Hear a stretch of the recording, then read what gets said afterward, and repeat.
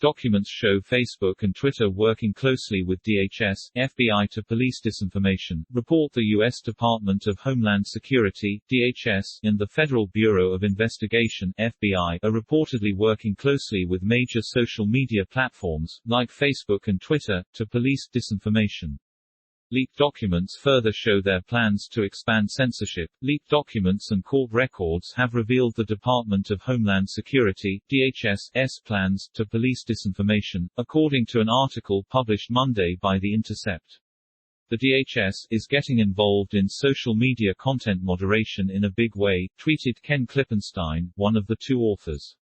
The other author, Li Fang, We're closely collaborating with the Department of Homeland Security and the FBI to police what they call as disinformation on everything from the withdrawal of our troops from Afghanistan to the origins of COVID. Now, the documents also reveal that an FBI agent named Laura Demlow was in direct communication with Facebook and helped spearhead the decision to suppress the Hunter Biden laptop story in 2020. Now, one of the more remarkable findings from investigative journalist Li Fang, who uncovered this, was that Facebook and Twitter created special portals for the government to rapidly request takedowns of content. And how did DHS justify all of this? Well, they argued that, of course, false information is a source of radicalization and violence. In other words, it's licensed to censor their political opponents.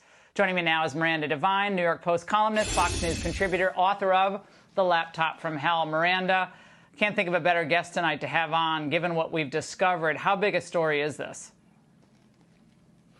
Look, it's enormous, Laura. I think that the cover-up that we've found out from the FBI in collusion with big tech over our story, the Laptop from Hell story, is bigger than the original story of corruption. And now we see that it expands right across to all these other issues. I mean, particularly, COVID vaccines.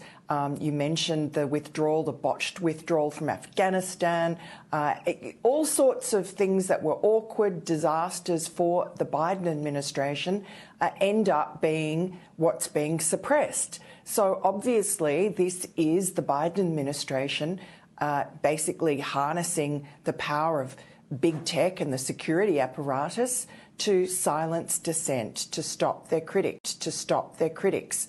And I guess that's because the Democrats don't have a record to run on, so all they can do is lie and gaslight people and try and bury the truth. And we'll see next week how successful that's been. Now, Miranda, among the really alarming findings was that former Twitter legal head, Vijaya Gadde, who Musk he fired last week, met monthly with DHS to discuss the plans for censorship. Now, I know this doesn't surprise you coming from the New York Post because your stories were suppressed, but it looks like your work was part of what they were looking to suppress, obviously, here.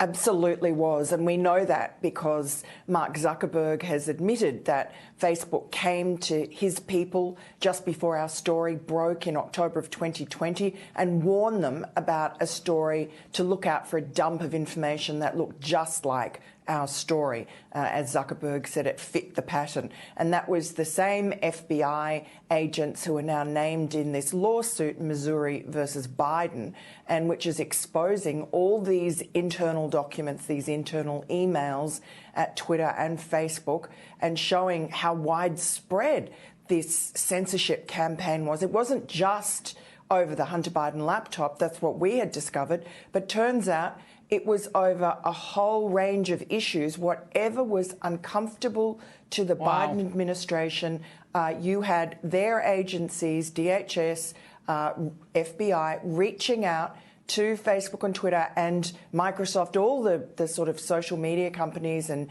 big tech. And unfortunately, it seems that the executives of big tech were more than happy to cravenly roll over. Oh, yeah. Well, they're extensions of the DNC at this point. And by the way, the documents that you were referencing, it's broader.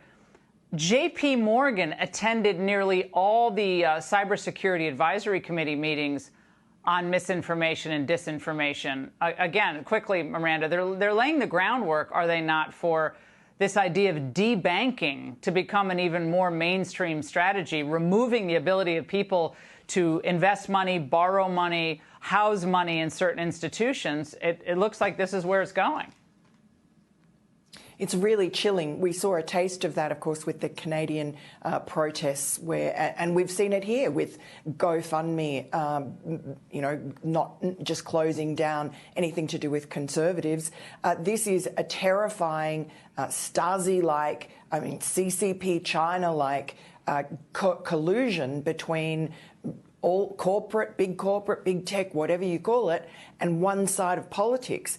And this is why they're going completely nuts about Elon Musk buying Twitter. Free speech is their enemy, and they're trying to close it down. Miranda, thank you so much for your report.